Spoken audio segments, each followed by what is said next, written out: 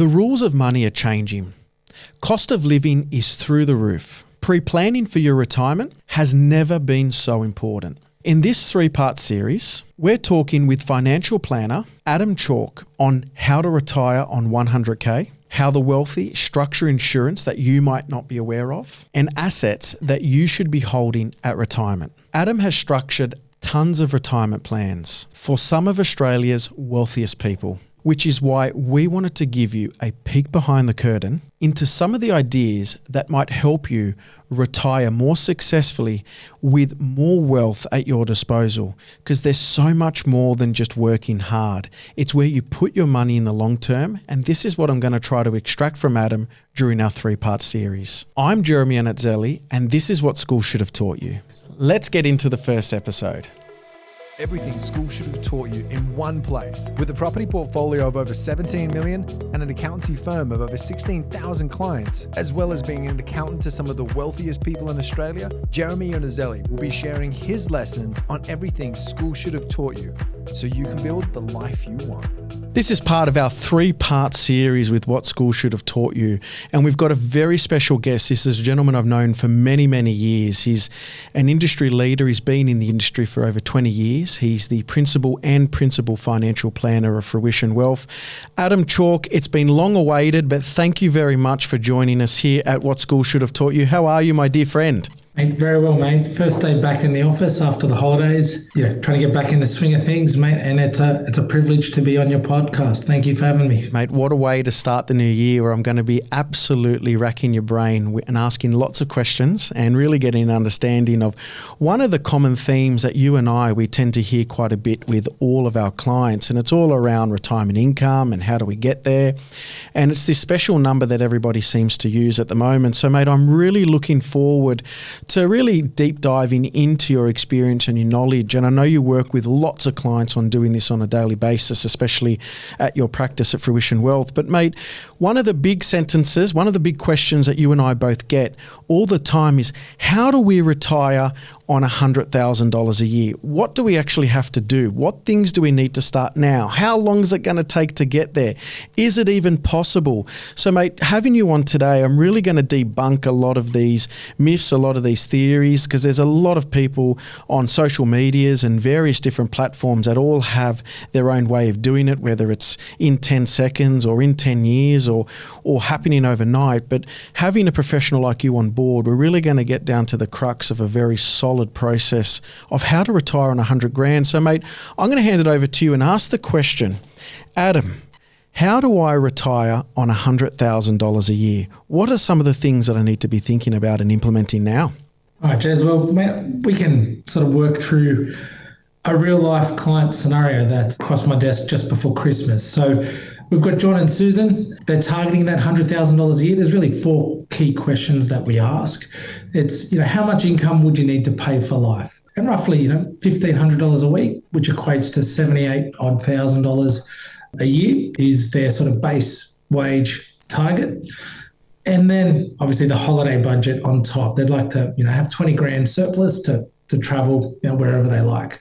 So, we put that together. That's, that $100,000 base income that they're looking for. And then we ask, what about your toys? Do you want a caravan, a boat? And we got to account for those sort of large expenditures. So, we've accounted for roughly $150,000 worth of toys, so to speak. And then the mum and dad bank sort of discussion. They've got 2 kids. They want to pay for weddings for both of them or contribute towards, so $50,000 each. So we need an additional 100 grand. So we then, get a good look at the expenditure requirements in retirement, and then we create a capital target, factoring in inflation. So, obviously 100 grand today is not 100 grand in 20 years' time. They had a 20-year target towards retirement. And that equates to roughly, about 3.35 million in capital to fund that ideal retirement for them. So when we talk about 3.35 million in capital, for anyone that's listening, capital doesn't need to just necessarily mean cash. Capital can be in the form, Adam, of assets. Is that correct? Absolutely. And we look at a multifaceted approach, right? So we're looking at superannuation, looking at bringing in property as a strategy. We're looking at potentially building a professionally managed share portfolio into the equation as well. So we really are looking at, all facets of asset accumulation and wealth accumulation to steer the ship towards that target. Beautiful. And I just want to ask another question. So toys, I heard you talk about, they want that boat or that caravan and then more lifestyle choices, which is helping the kids. Is that capital requirement prior to when they retire, or are you factoring that in as part of their $100,000 a year that they might stash away a little bit here and there? Or are these things you're doing prior to that $100,000 a year coming as part of their retirement strategy? Right, Jez, we're actually looking at their ideal retirement. So we want to have that lump sum available for them at retirement. So it's not that they have to save for it or account for it out of that sort of annual income that we're planning for them. This is a lump sum available so that they can buy those toys and have that ideal retirement at retirement. Brilliant. So it's all factored in. So you're factoring in the capital base that's required for them to earn that reoccurring income, which is brilliant. And you've also factored in that there's going to be some of those lifestyle purchases that are made. So, hey, we're aiming for a target of 3.35 million, which gives us money to earn our return, $100,000 essentially, and also large chunk of capital that's required for those weddings or those caravans or boats chasing the great Australian dream. Exactly. Beautiful. So you've got to this $3.35 million target. What's the next step? What's this? I'm still always working out with clients, how do we then put it into action for our $100,000 income? What's the next steps? And we're going to get clear on your current position. So in this particular scenario, they were doing quite well. They're paying down their mortgage and, they're on track to pay down their mortgage, by 60, which is in 20 years' time.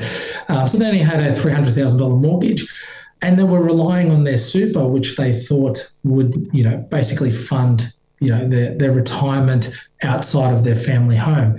So then we just run some projections to see how this current plan is working. And as we sort of discussed, that 3.35 million is our target. In super, again, I've used rounding just for simplicity. John had $200,000. His salary was around $120,000 a year. Susan had $60,000 a year salary with a balance of $80,000. So very realistic numbers. These are, from what I'm hearing, very common numbers for probably many people in similar situations. So anyone that's listening, you don't need to have $5 million in super to start with and a $500,000 salary. So sorry, Adam, to interrupt, but I just thought that was a crucial point because people seem to think you have to have this massive base to start with to be able to accumulate a retirement income. So it's good to hear that it's a very standard and solid base. It's not something that's crazy or out of this world. Absolutely. But this is sort of where the clarity for the client sort of comes. We project that super forward. And if they're relying solely on their super was going to hit about 1.67 million. So we've got quite a large gap. We need 3.35 to fund this retirement.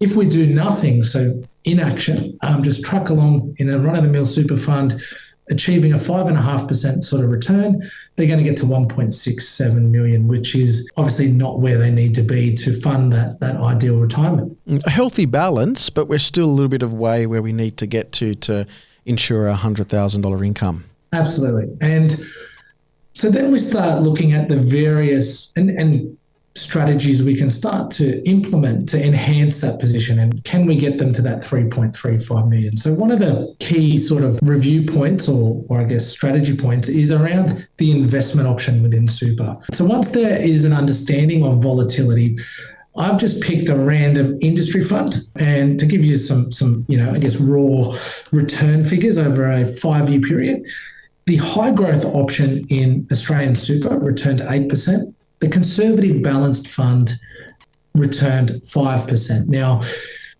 if you're 40 years old, you've got 20 years before you can touch your super. For our clients, we like to obviously have a robust discussion around volatility and an appropriate portfolio for them. But if we can get them into a high growth option, because they've got plenty of time for the markets to recover, in this projection, I've just increased the estimated return from 5.5% to 7.5%. Mm-hmm.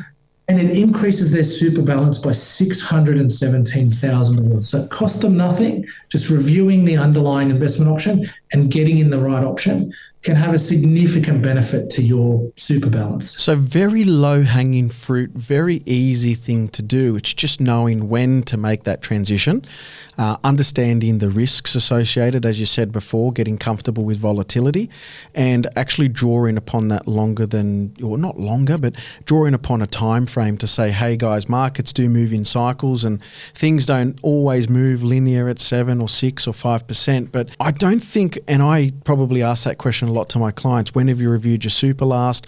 What type of strategy are you in super? And I could almost say, Adam, with confidence that 8 or even 9 out of every 10 of my clients don't know how their super's invested, what strategy it's in. Would you say that's a common theme with clients that are, coming to you as a first-time person using a financial planner? Oh, absolutely. And if you look at the long-term average of the share market, it's averaging between 10 to 11% return.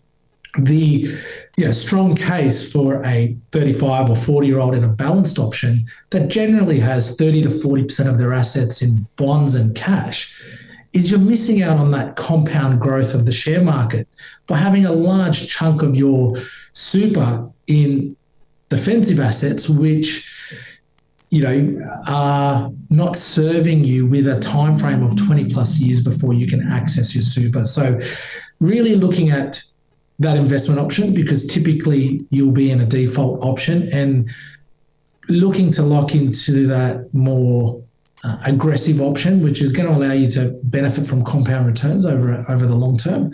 Something that we find, like you said, as low-hanging fruit and a really impactful benefit at retirement for clients. Now, at retirement, you want to review that. So you're sitting in that aggressive option solely at retirement. Absolutely. With a long-term time frame. So I premise it by saying 10 plus years. Something that's really worth consideration is ramping up that risk profile. So coming back onto that little bit of a war story you're telling us, so simply making that small switch in the way that our money is invested in super, roughly there's a gap of around about 2.5% in return. There's an increase there roughly over 20 years, again with the contributions and all that go in, to see a balance increase of about 600,000. So is that what I heard you say? Absolutely, 617,000. Wow. So that then's taking the balance that potentially they would end with from 1.6 to roughly about 2.2. Is that right? Absolutely. Beautiful. So now we've locked in our super investment. We're still a little bit away from our 3.3. What are some other things that people need to explore to get to this $100,000 retirement income? And what we did within super as well, we started a salary sacrifice strategy for John, just $100 a week, going off the super, which is tax deductible, just to show you that impact of $5,200 per annum, which is your $100 a week. Over a 20-year period, that added an additional $200,000 to the balance. So their super balance is projected to increase by well over $800,000 by just those two strategies being implemented within super. That's unreal. So he puts say 100 grand in over 20 years, give or take, cents and pennies, plus the returns. And I'll steal your words, mate. Apologies. I know this is something you say quite often, but that eighth wonder of the world, what is it, Adam? Compound interest. Compound interest. So with that eighth wonder of the world, that compound return, that's where we're seeing a significant increase in balance in these particular lovely couples' superannuation. So that's locked. I'm happy, but I'm still a little bit away from where I need to be. What are some other things that you would be implementing as a financial planner to get to people to this end goal of $100,000? And why we work so well together is we agree that property should form a part of a portfolio for clients looking to build wealth. Now, I was waiting for this because not many financial planners, they talk about property.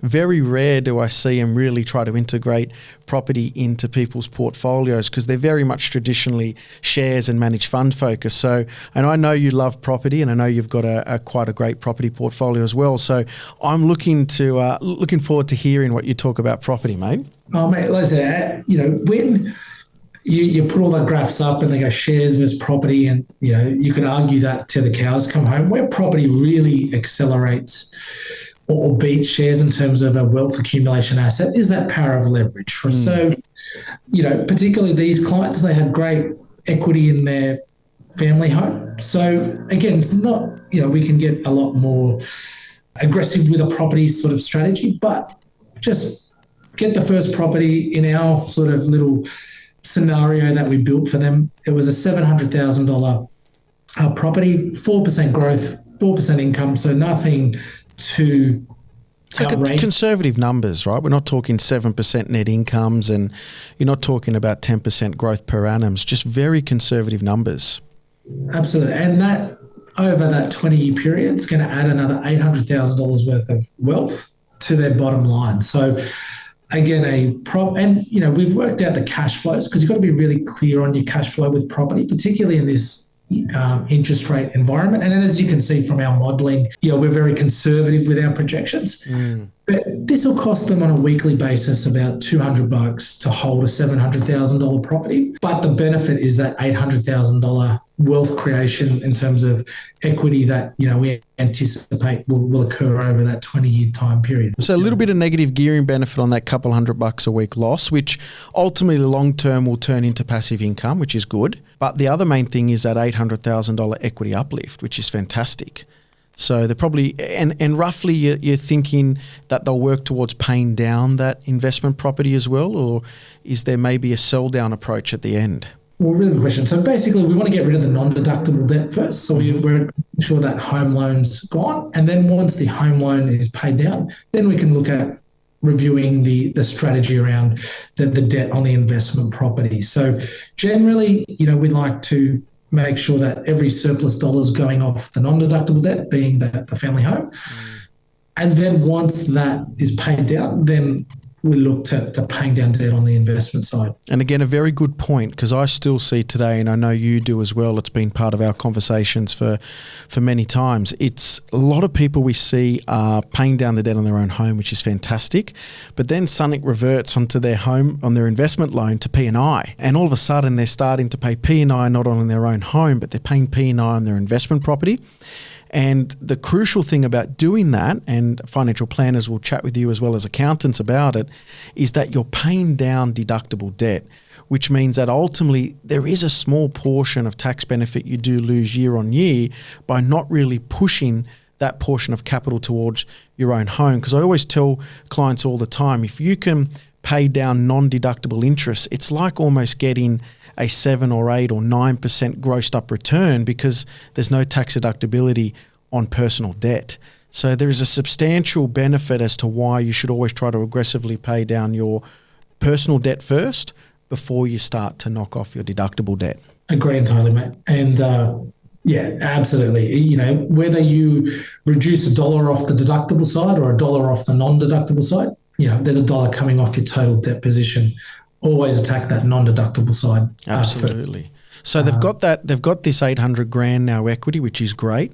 Couple $100 a week loss, which moves to positive position. What's the next step? Because we're still a little bit short of where we need to be. So what are some other things that you're integrating as part of a overall $100,000 passive income strategy? And then we just simply, and again, this is a foundation plan. So obviously the strategies get a lot more sexier and sophisticated, as our reviews go on. But to kick off, in this particular scenario, we want to get them comfortable with growth assets. We're saying let's allocate $10,000 into a managed share portfolio, and then $1,000 a month being allocated to that portfolio. So that then has added $640,000. So, a small investment in the short term translates into that $640,000 in 20 years' time. So you can, again, see how the financial plan comes together. We've got super, we've got property, and then we've got a $640,000 share portfolio, which has been created, which has now well and truly exceeded that 3.35 million target, allowing them to have that ideal retirement at 60. So just to recap then, so some low-hanging fruit things that you've done. You've just changed the way that their super's invested by slightly going a little bit more aggressive, because there's still a number of years ahead of them. You've got them to do a salary sacrifice tax-deductible contribution into super of $100 a week. So again, for most people, not really breaking the bank, which is brilliant. You've got them to access a bit of equity with inside their own home to purchase, say, give or take a $700,000 property, and really projected that across the next 20 years, where conservatively 4% capital growth return, 4% gross return on income, providing them give or take roughly about $800,000 in equity, where it gives them an opportunity to sell down or access it or work towards paying it off in the long term. And then you've done a one-off capital contribution of 10 grand into shares, or managed funds, and then about $1,000. Now, is that $1,000 each per month, or $1,000 between them per month? $1,000 between them, just investment into the market. Beautiful. So that initial 10 grand and then that $1,000 per month, roughly again with the projected forecast giving them close to about $600,000. Correct, $640,000. So on my count, we're well over $3.5 million worth of asset value at retirement, which is brilliant. Yep, we're at about 3.9, mate. So we started at 1.67 just with their existing super, trucking along, doing nothing. Yep. And just by implementing those half a dozen strategies, they're going to hit about 3.9. So that's created about $2.2 million in wealth across those, three facets. And like I said, this is a foundation plan. So we're reviewing it annually. We're looking at what's next. Things will pivot and structure as life throws curveballs at us, but it's a good indication to show them that, one, we need to take some action, and two, that benefit of accumulating growth-orientated assets over the long term, whilst over 12 months isn't going to look like it on paper, it's made a huge difference. You can see with that benefit of compound returns, a huge benefit over a 20-year period. Beautiful. Adam, I'm just astonished to see that, there's some small things that people are implementing, or small things that you've implemented for this lovely couple, because this misconception out there is you need to make all these drastic, large decisions, these high-risk decisions to be able to achieve a passive income into the future. People talk about property developing. You need to build high-rise apartments. You need to find the next, NVIDIA, where you get in at 6 cents and sell out at $300. But from what you've put together with this lovely couple, it seems like just executing some very small actions or low-hanging fruit which achieve a much larger and much better outcome into the future. Because as you said, just keeping things as they were, working towards pay down their home, they'll get to their $1.6, $1.7 million of superannuation. That will give them something, but it's not going to give them what they want. But changing the way that the super's invested, from going from a little bit more conservative balance to a little bit more aggressive, adding a property into the portfolio as well, and then also taking a small step of, injecting a bit of capital into shares or managed funds initially, and then a consistent approach of contributions into the shares, as well as the consistent approach of contributions into the super, add up to well over the 3.35 that they needed. And that's taking into account them working towards paying down their home over the next 20 years, having 800 grand of potentially net equity in their investment property, unencumbered shares, caravan, boat, children's weddings. I think that's probably one of the big things that, if you're listening to this at the moment, the misconception is there you need to do something big. But Adam, on your end, small parts, small movements have ended into their goal, and actually not just hit their level of 3.35, the goal that they're after, but smashed it. So is that what you're seeing, mate? Just small, consistent actions add up to a much better, much larger outcome? Yeah, Jeremy, you hit the nail on the head. The biggest detractor or biggest cost to someone is that cost of inaction. So finance can seem daunting and scary, but working with professionals, getting strategies implemented that once they're explained to you and you understand them and you're confident with them, you're right, they're not radical, they're not drastic, but they will have a significant benefit to your end goal.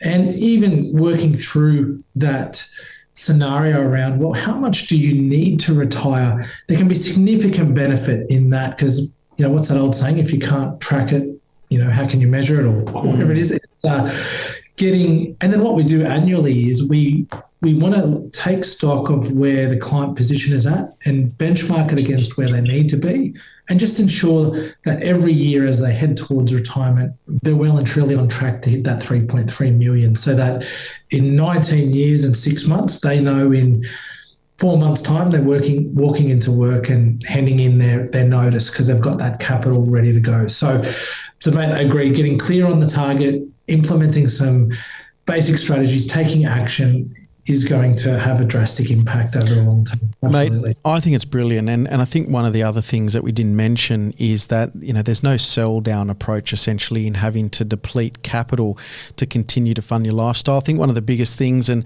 myself being a parent now, and I know you've got a couple of 3 or 4 kids, Adam, and being a dad for many years, it's one of those things where you want to make sure you're leaving, very strong, very large nest egg for the next generation, because it seems now that if you're not getting that inheritance from your family, it is hard to start to create, a high level of wealth and to help the next generation. So from what you've said, this lovely couple's been able to not only create a passive income in their future, but also be able to leave some stuff behind. So Adam, I think what you've gone through today with us and anyone that's listening is brilliant, because it just means not a lot. You don't need to execute huge strategies and bold moves to be able to, execute $100,000 passive income. It's just making sure that you're doing the small things and you're getting them done early, because the longer you wait, the less time that you have for that eighth wonder in the world, which is compounded return, to take effect. Don't leave things too late. Start early. If you want to get in touch with Adam Chalk, you're more than welcome to do so. I know he's a lovely gentleman and loves to chat about anything regarding finance. You can reach out to him at his website, fruitionwealth.com.au, or you can reach out to him on his office number, which is 0246 23 5566. That's 0246 23 5566. Adam, thank you very much. No, thank you for having me, and happy to have a chat anytime. Thank you for the opportunity, and man, I appreciate you having me on this very valuable series. Beautiful. Guys, stay tuned, because this is one of a 3-part series. Adam will be joining us again for the next show, which is our second part of the series of how the wealthy structure their insurance. And insurance is one of those things that a lot of people don't understand. I see so many people either not have it, underinsured, overinsured. The next show is going to really be juicy for you, and there'll be lots of takeaways from it where you'll be able to save potentially thousands of dollars in your own insurance policy reviews. Looking forward to seeing you next show, Adam. Thank you very much once again. Thank you, Jeremy. Look forward to it.